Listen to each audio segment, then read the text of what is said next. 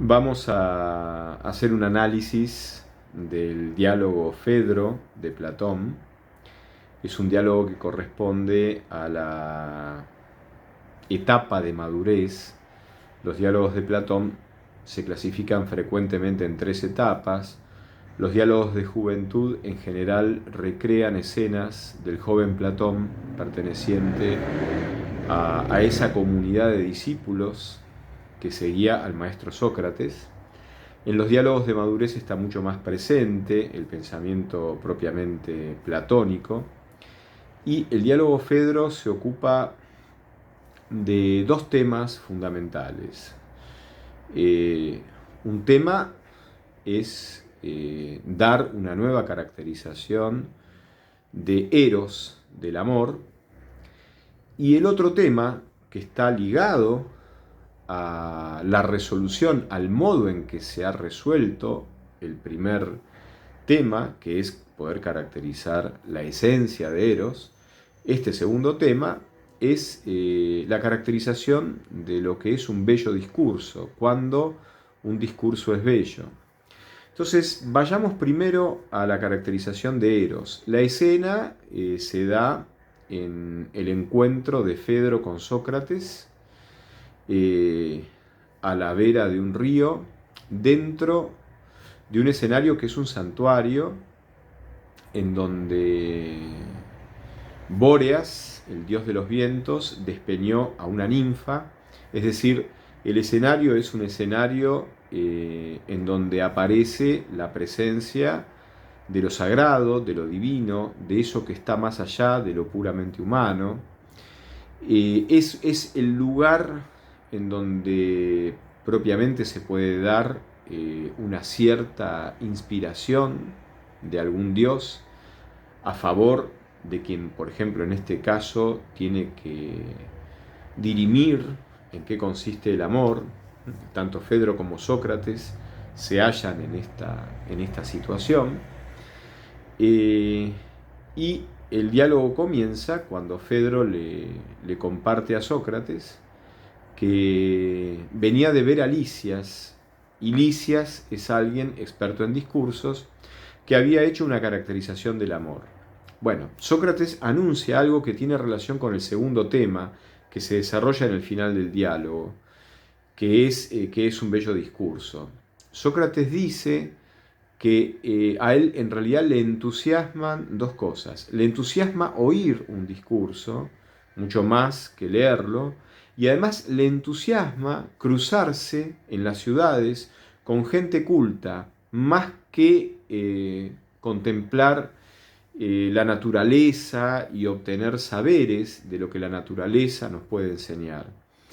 En este sentido, Sócrates está señalando que el lugar central para él, de su interés, de su meditación, de su inquisición como filósofo, es la realidad humana, y es lo que el hombre puede crear, puede indagar, puede responder, puede vivir. Es decir, a través de la experiencia humana se va a ir develando la posibilidad de la verdad fundamental, que es la verdad que guía como un faro el devenir de lo humano en el mundo, el transcurrir de nuestra vida, de nuestra presencia en la existencia.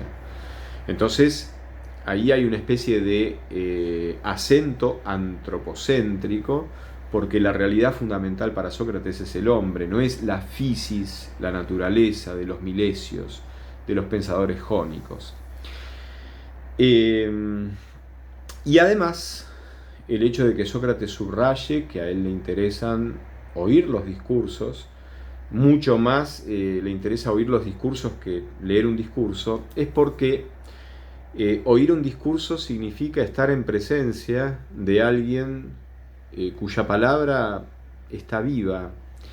La palabra está acompañada por la presencia viva de quien habla. Y entonces, en esa presencia, cuando el discurso realmente es bello, hay una especie de acto litúrgico, religioso, estético, gnosiológico, todo ensamblado. estar en presencia de la verdad a partir de la escucha de un discurso que se está declarando ante la presencia propia por alguien inspirado, por alguien que sabe hablar, por alguien que sabe revelar a partir de las palabras y a través de ellas esa verdad profunda que se está indagando, es un acto religioso. Eso en el fondo para Sócrates solo es posible si quien habla está inspirado por los dioses. Con lo cual va a tener que explicar también cómo es posible que se dé esta inspiración divina en el alma humana. Entonces Sócrates subraya esto y quiere escuchar de boca de Fedro el discurso de Lisias. Y en definitiva, esto después ustedes lo van a ir leyendo, el discurso de Lisias es un discurso que tiene una ponderación negativa acerca del amor, porque Lisias establece que el amante es alguien que actúa cegado por su pasión, poseído, y que de alguna manera sobre el amado actúa como alguien déspota, porque toma al amado como una posesión excluyente sobre la cual proyecta obsesiones, proyecta un deseo ardiente por lo que es la belleza física, por lo que es el goce corporal.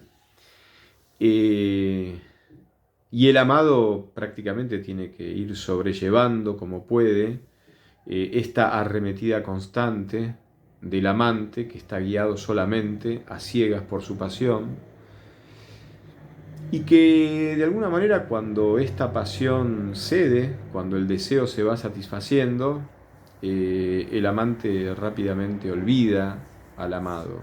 Mientras está tomado por la pasión, el amado es algo absolutamente excluyente, algo que lo obsesiona, algo que de alguna manera toma toda su atención, hasta con desesperación. Pero una vez que el desgaste propio del placer que se va satisfaciendo va aumentando ese desgaste, bueno, el amante automáticamente desconoce y abandona a quien era su amado.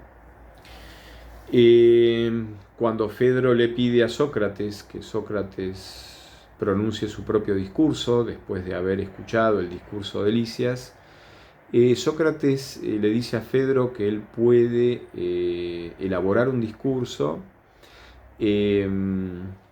porque Fedro se lo inspira. De hecho, a Fedro Sócrates lo llama inspirador de discursos, ¿no? Es por eso que Sócrates siente que está preparado para iniciar un discurso sobre Eros, sobre la caracterización del amor, sobre la esencia del amor, porque Fedro se lo inspira, y además Sócrates hace un gesto típico del teatro antiguo que procede de las celebraciones que honraban al dios Dionisos. Se cubre la cara para que las musas no vean interferida su facultad de inspirarlo a Sócrates para que Sócrates produzca un nuevo y un bello discurso.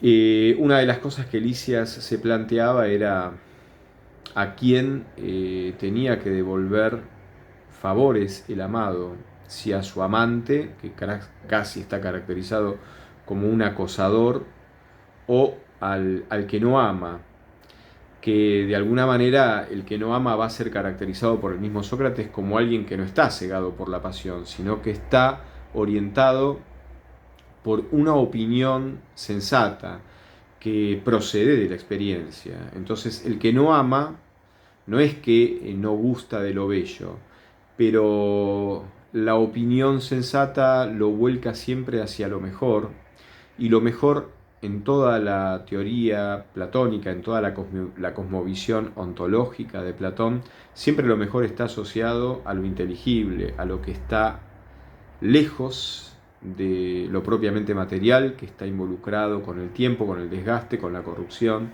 con la muerte, y todo eso a su vez está implicando siempre al cuerpo, a los sentidos, a los placeres sensibles, a los goces carnales. Precisamente la opinión sensata guía al que no ama. Justamente el que no ama no está poseído en este sentido negativo por eros, no está cegado en su pasión, y por eso se orienta por la opinión sensata que lo va volcando hacia una deliberación a favor de distinguir lo que es mejor, que en el fondo va a ser lo virtuoso, lo inteligible. Entonces, Sócrates también en su primer discurso describe al amor como una especie de apasionamiento despótico, autoritario, que después prescindirá del amado cuando ya se aburra, cuando ya se canse, cuando ya ese placer se haya satisfecho hasta el agotamiento del deseo. A veces hay pasajes, tanto en el discurso de Lisias como en el primer discurso de Sócrates, que intentan caracterizar al amor, en los cuales uno hasta puede asociar las características de lo que en psicopatología se denomina el cuadro del narcisista, ¿no? El narcisista psicopático, ¿no? Aquel que en el fondo, como una especie de vampiro, trata de apoderarse del amado para gozar de ese amado, para succionarle todos los recursos, hasta dejarlo reseco y olvidarse de él cuando ya no tiene más nada que usufructuar, que aprovechar. A veces uno podría asociar esta psicopatología narcisista desde las descripciones que aporta Lisias y que también aporta Sócrates. Lisias y Sócrates, en este caso, con el primer discurso de Sócrates, adoptan una actitud convergente respecto de Eros. Ahora, Sócrates en un momento le dice a Fedro que la verdad que ese discurso que acaba de pronunciar es un discurso terrible y que además es injusto porque, pensándolo bien, Eros procede de un dios, procede de Afrodita, y no puede ser que lo divino, que algo de procedencia divina sea tan malo, sea tan dañino, sea tan maléfico. Entonces, Sócrates le dice a Fedro que se podría pensar otro discurso, pero un discurso que sea una especie de honra a las virtudes verdaderas de Eros, un discurso elogioso del amor. Entonces, Lisias había dicho en su discurso que era preferible en el fondo devolver los favores al que no ama, no al que ama, al amante, porque el amante después se va a aburrir, se va a cansar y va a olvidar, va a abandonar a su amado como un objeto viejo que ya no representa ninguna posibilidad de aprovechamiento. En cambio, el que no ama no está cegado por la pasión amorosa, que siempre es carnal, y por lo tanto, desde esa opinión sensata, es alguien que puede valorar al otro, que puede valorarlo sin aprovecharse manipuladoramente, sin succionarle lo mejor y luego abandonarlo, como se abandona la basura, y que justamente se trataba de eso. Entonces Sócrates en el segundo discurso dice que no, que en el fondo el gran merecedor de todos los favores sigue siendo el amante. Porque si Eros proviene de una diosa que es Afrodita, si su linaje tiene una línea directa con lo divino, Eros tiene que ser algo bueno. Entonces, ¿cómo hacer para ver bueno a este apasionamiento enceguecido del amante por el amado?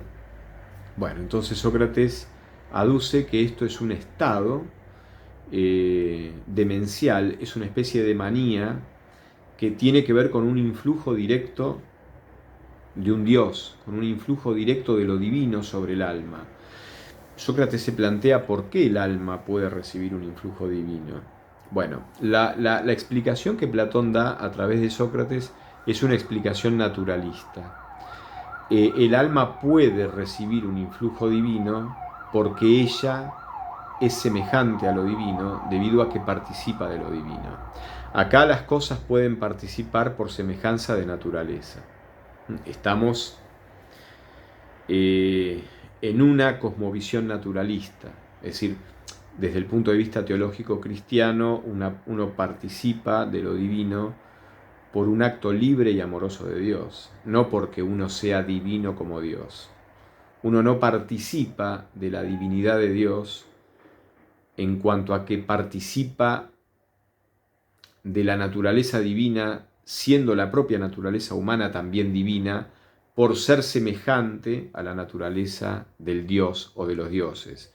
No, en un sentido teológico cristiano, uno participa de la naturaleza de Dios porque Dios libremente se ofrenda a mi vida y quiere ser conmigo y prefiere ser conmigo a ser Él, Dios, sin mí, sin lo humano.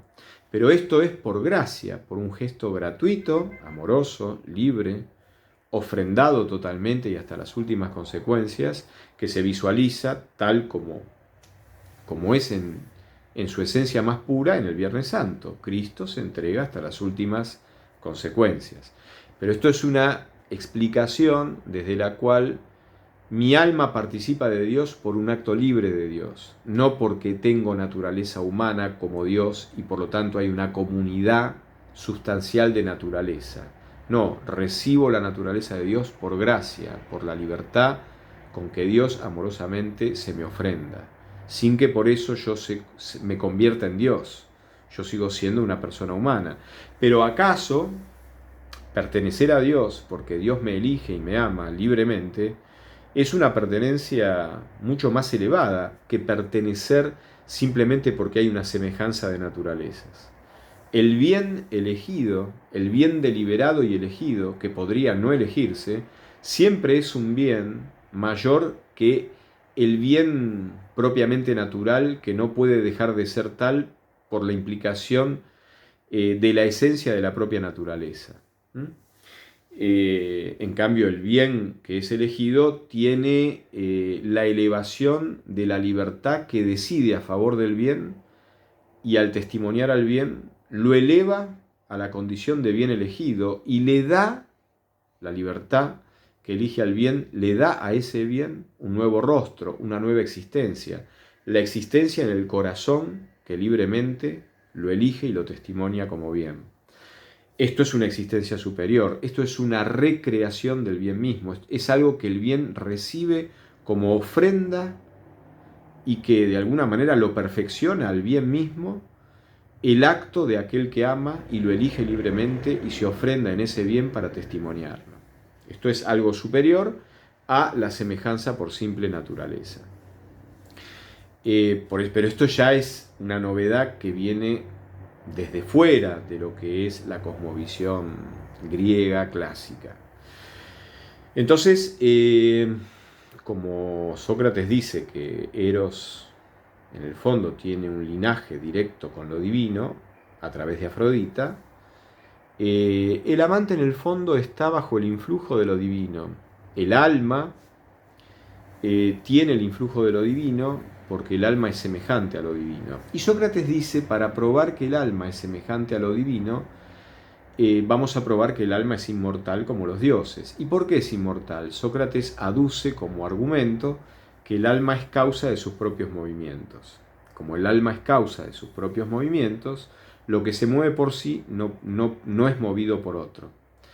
El alma es causa de sus estados, de sus pensamientos, de sus necesidades, de sus deseos, en el sentido de que el alma se mueve en sus respuestas, en sus reacciones, en sus decisiones, en sus conductas. El alma es motor de sí misma en todo este plano y por lo tanto no es movida por otro. Y lo que no es movido por otro es inmortal, porque si no fuera inmortal, tendría que haber sido generado por otro. Pero haber sido generado por otro ya es haber sido movido por otro, porque el primer movimiento es la generación, la puesta en la existencia, la puesta en el ser. Por lo tanto, como el alma, dice Sócrates, se mueve por sí, nunca pudo ser movida por otro. Por lo tanto, nunca fue generada por otro. con lo cual siempre ha existido y por lo tanto es inmortal. Esta es la explicación sintética desde la cual Sócrates explica por qué el alma puede recibir un influjo divino, por qué es semejante a lo divino, porque es inmortal como los dioses. Y esta es la explicación de la inmortalidad del alma que está presente en el Fedro. Entonces, a partir de acá, Sócrates distingue varios tipos de manías, es decir, varios tipos de locuras o demencias que no son patológicas, sino que son distintos tipos de inspiraciones de los dioses. La inspiración profética que viene de Apolo, la inspiración de las musas en la poesía, y sobre todo él va a destacar la inspiración que procede de Eros, esa inspiración que habilita al amante a ver la belleza en el amado. Ahora bien, hay una concepción del alma que está detrás. El alma para Platón puede ser concebida a partir de una imagen, la imagen de un caballo negro, un caballo blanco y un jinete que conduce a los caballos. El caballo negro sería la parte concupiscible, la parte que está directamente vinculada con los apetitos corporales, con los apetitos sensibles. Sería la parte irracional. El caballo blanco es dócil al jinete, el jinete es la parte intelectual del alma. Y el caballo blanco es dócil a la parte intelectual. Es la parte irascible, la parte desde la cual hay un discernimiento de cómo hay que actuar en función de lo que es bueno y de lo que es malo.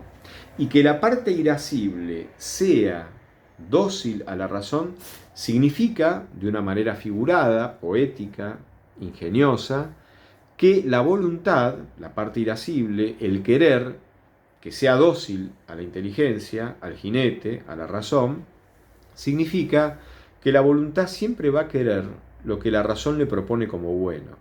Es decir, esto se denomina a veces un determinismo intelectualista, propiamente socrático, platónico, y diría, con ciertos matices, aristotélico también. Es decir, la voluntad nunca va a querer algo que la razón, que el intelecto, que el entendimiento no le presente como bueno. En todo caso, el error consiste en que la inteligencia malentiende lo que es bueno. Entonces, da por bueno algo que no lo es. Entonces, la voluntad acciona consecuentemente con lo que el intelecto erróneamente le presenta a la voluntad como bueno y la voluntad entonces procede mal. Pero ya en el diálogo Gorgias, Platón dice que nadie puede obrar injustamente a sabiendas de que está obrando injustamente. Esta pregunta que Sócrates le hace a Gorgias, ¿quién sufre más? ¿Aquel que padece injusticia o aquel que obra injustamente contra alguien? Y Gorgias dirá aquel que obra injustamente. Por lo tanto, si el que padece más es el que obra injustamente, que padece más que el que recibe la injusticia, dice Sócrates, como nadie quiere hacerse un mal a sí mismo, por lo tanto el que obra injustamente, que padece más que el que recibe la injusticia, lo hace no por querer hacerse un mal, lo hace porque cree que se está haciendo un bien, pero erróneamente la inteligencia está tomando eso por bien, cuando en realidad es malo, y por eso la voluntad obedece dócilmente a la inteligencia y actúa tal como la inteligencia le está presentando eso como bueno, pero que es erróneamente bueno, es decir, no es bueno.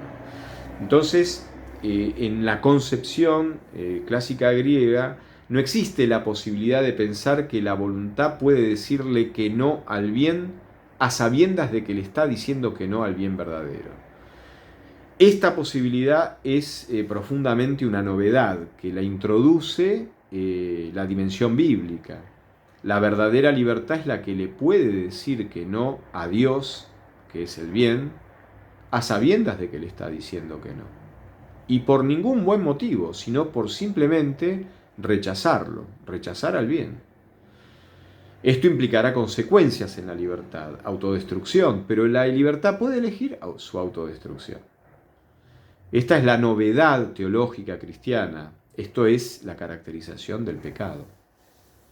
En cambio, no existe concepto de pecado en la ética clásica, porque es imposible que la voluntad no sea dócil a lo que el intelecto le presenta como bueno. Entonces, en este sentido, el amante va a estar inspirado por Eros, y por eso hay una descripción del alma.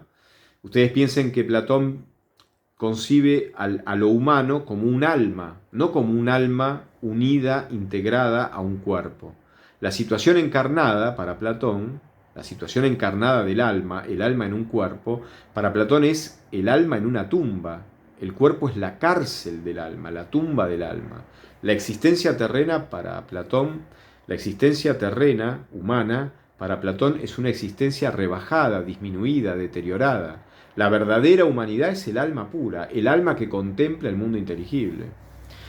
Las almas en el origen contemplaban el mundo inteligible, perteneciendo cada una de las almas a un cierto séquito de un determinado Dios.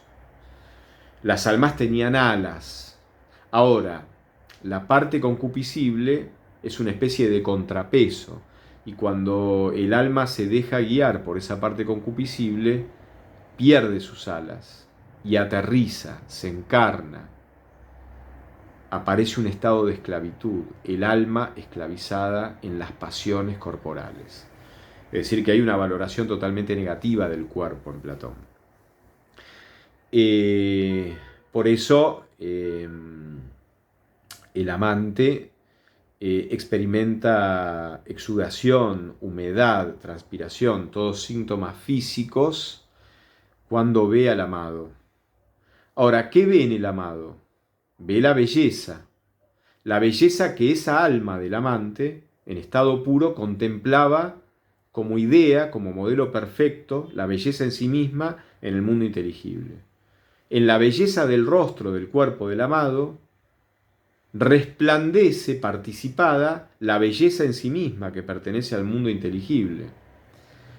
Y esa belleza, a su vez, está remitida a la belleza del Dios, a cuyo séquito esa alma del amante pertenecía cuando no estaba en el estado de caída, en el estado encarnado, cuando estaba en el estado puro. Por eso Sócrates dice, el amante se comportará con el amado según la cualidad del Dios a cuyo séquito el alma del amante pertenecía. Y da ciertos ejemplos. Pero lo importante es que la belleza en sí misma, en el mundo inteligible, es cierto resplandor del bien en sí, que es el sol del mundo de las ideas, el que ordena y gobierna todo el mundo inteligible. La belleza es una cierta idea, es una idea, pertenece al mundo inteligible, pero es una idea con un como en tanto resplandor, entre comillas, sensible dentro del mundo inteligible mismo. Y ese resplandor es captado por la vista. De los 5 sentidos, Platón pondera la visión, a la vista. La vista es capaz de ver la participación de la belleza en sí misma en la belleza del rostro sensible del amado. Y por eso, en ese apasionamiento, en esa exudación, en esa humedad propia de la pasión, vuelven a crecer las alas del amante. Esto es lo que ocurre con el amante. Veremos en la segunda parte lo que ocurre con el amado y en definitiva veremos también la última parte de este diálogo que tiene que ver con cuáles son las condiciones de un verdadero discurso bello.